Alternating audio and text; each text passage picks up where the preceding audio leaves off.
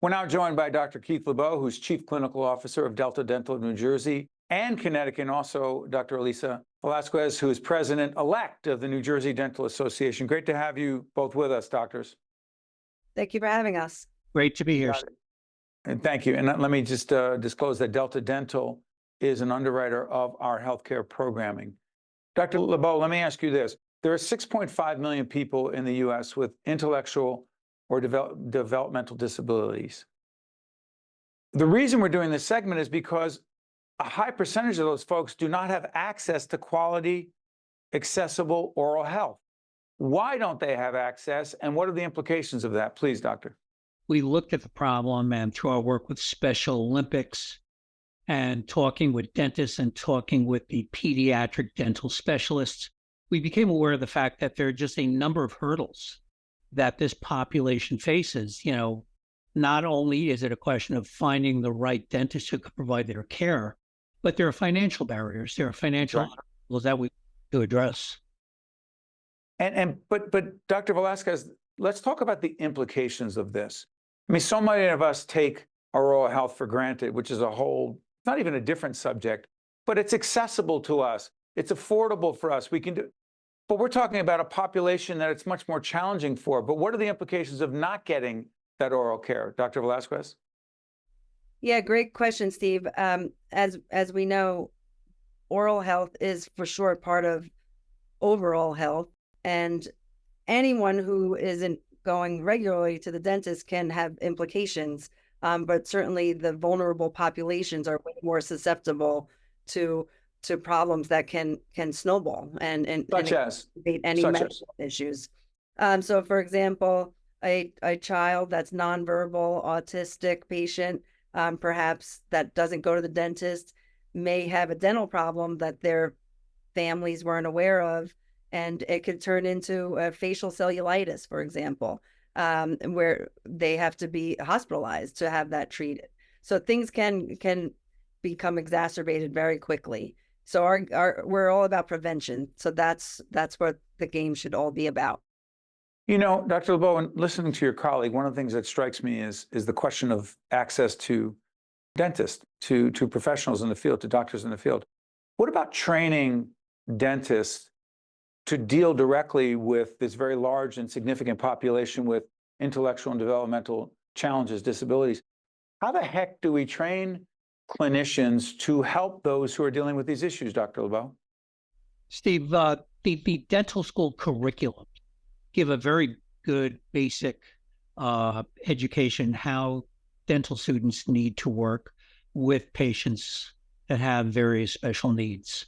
Additionally, as dentists are out there practicing, many of them pick up the skills just through life, through working with their patients, and they learn how to do that from working with their existing patients. Sometimes it's a life experience they've had with a family member. Other times it could be continuing education. And then we have the pediatric dentists like Dr. Velazquez, who go through many years of additional specialty training to work with the more complex cases. Along those lines, Dr. Velazquez, what are the more, as your colleague talks about the more complex cases, are there any specific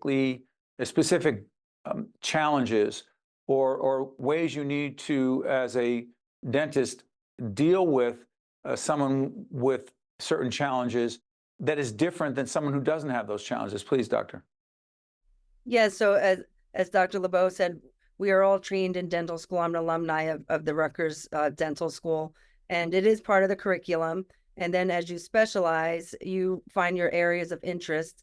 So as a pediatric dentist, it is a big portion of our education. We do an additional 2 to 3 years of residency. And then we work with a variety of special needs patients. I'm in practice over 20 years. Staff dentist at Children's Specialized Hospital. And so, for example, I was there this morning. For example, I have many patients in wheelchairs, on ventilators, and you have to, one, feel comfortable and able to handle their medical complexities and potential medical emergencies that may arise. But sometimes you have to be ready to handle patients that need additional services to have the dental work completed. For example, we often have to sedate kids. So in New Jersey, you have to have a permit to be able to sedate children. That's right. It requires additional continuing education. So that's something as a board certified pediatric dentist that I make sure I complete. You know, Dr. Libou, it's interesting listening to Dr. Velazquez because you mentioned early on Special Olympics, and I've been honored the last several years to host a fundraiser. It's a golf outing raising dollars for Special Olympics that's hosted by Delta Dental. And I've been honored to be a part of that effort to raise money for such a good cause. What is the role in Special Olympics in this whole initiative, Dr. Libou?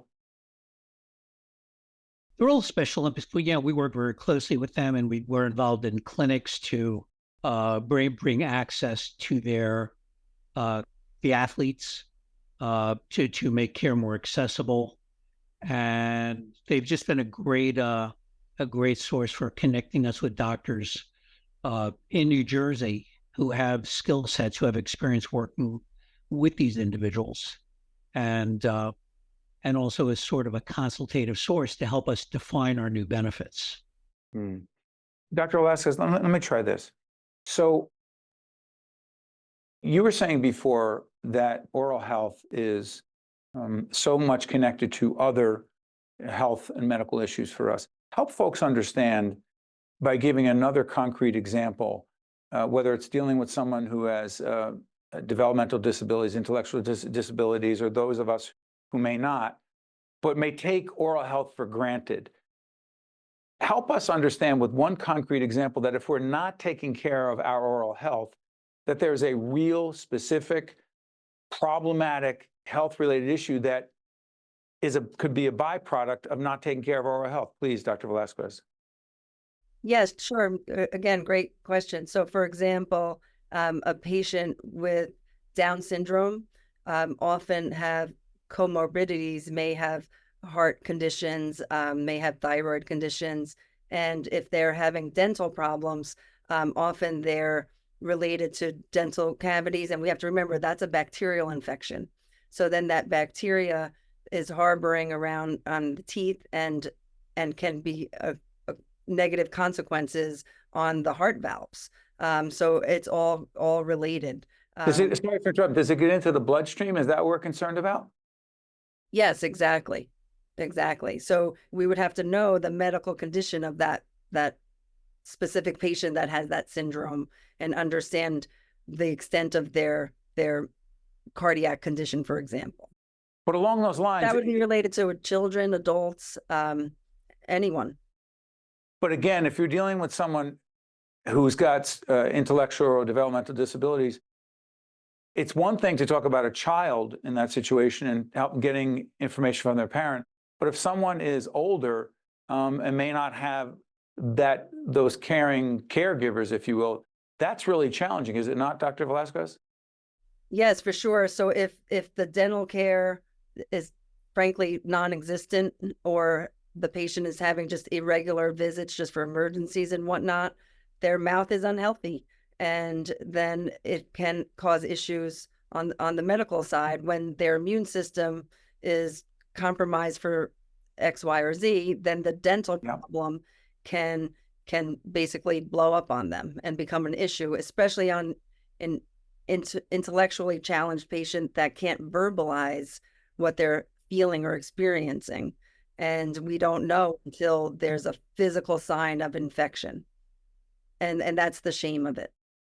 Dr. Velazquez, Dr. Libou, such important information. So many people with intellectual or developmental disabilities who are not getting the care, the oral health care they need. Important subject. We will not leave this alone. We'll follow up again. Thank you both, Doctor. We appreciate it.